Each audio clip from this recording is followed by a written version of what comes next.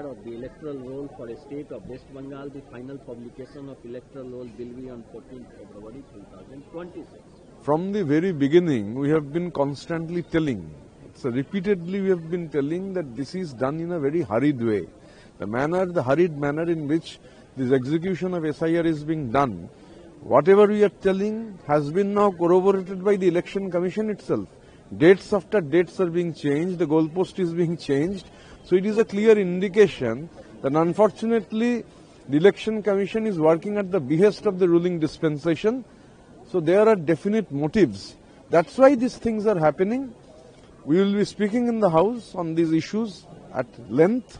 But one thing is clear, whatever may be the attempts of these, what we have said, that has been proved time and again. You are going on changing the dates. That proves that in such a short span of time, in such a hurried manner, such a big exercise cannot be done.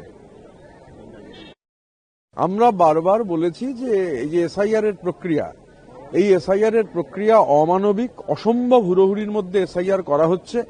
যে সময়সীমা ধার্য করা হয়েছিল এই সময়সীমা SIR করা যায় না।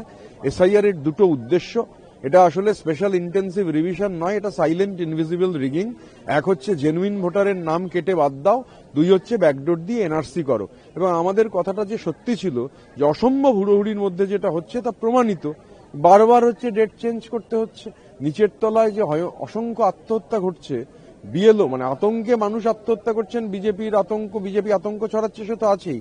কাজের প্রেশার না নিতে পেরে বিএলওরা আত্মহত্যা করছেন, তারা সুইসাইড নোটে নির্বাচন কমিশনকে দায়ী করে যাচ্ছেন। নির্বাচন কমিশনের হাতে বাংলার মানুষের রক্ত।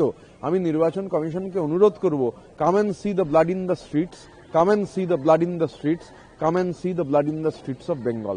বাংলার মানুষ ভোটের যখন রেজাল্ট বেরোবে জবাব দেবে।